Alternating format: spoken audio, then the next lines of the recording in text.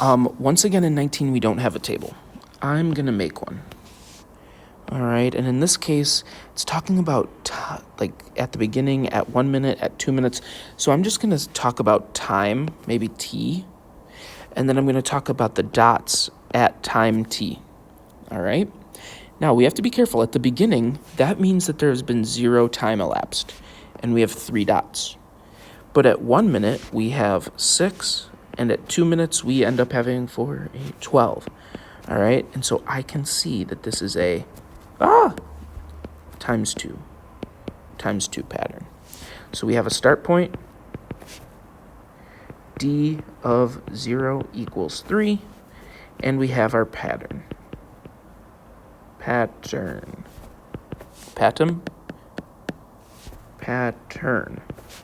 of times 2, which is great because now we can do recursive very simply. D of 0 equals 3.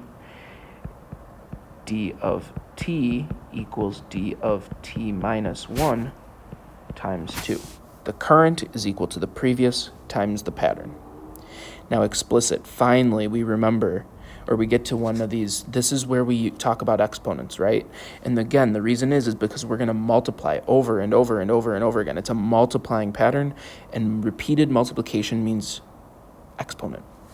So d of t equals the start output is 3, and then I know I'm going to have to multiply 2's to it depending on the time. All right, so 3 times 2 to the t. For the next one, let's take a look. Oh, once again, no table, so I'm going to make one. Chores. Oh, and money per chore. Okay, so I'm going to use C and M of C. So at 1 chore, we get a quarter. At 2 chores, we get 50 cents. At 3 chores, $1, right? What's happening? Oh, it looks like it's doubling, right? We could even go another. We could say it's going to be $2 here. That's unnecessary. What I care about is that you can get the pattern. So now, start point. M of 1 equals 0.25. Again, it's just the money at chore 1 is equal to a quarter, and then my pattern is a timesing one, a times 2 pattern. So this actually might look a little bit like part of 19, excuse me. But we know that our start point is when at chore 1 we make 25 cents, and now the current amount is going to equal the previous amount times 2.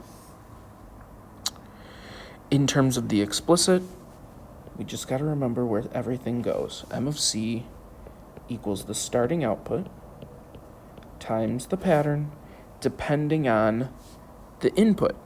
And so here, once again, we have to remember we have this 1 here, but we want it to be 0. All right, minus 1. And that number will always match up. But Mr. Rabens, what happened? Why didn't you do that on the one before? Well, guys, technically, I mean, if you talk about that 0, well, I could write minus 0 here, but t minus 0 is really just t, so you don't really need it, and you can just leave that as t.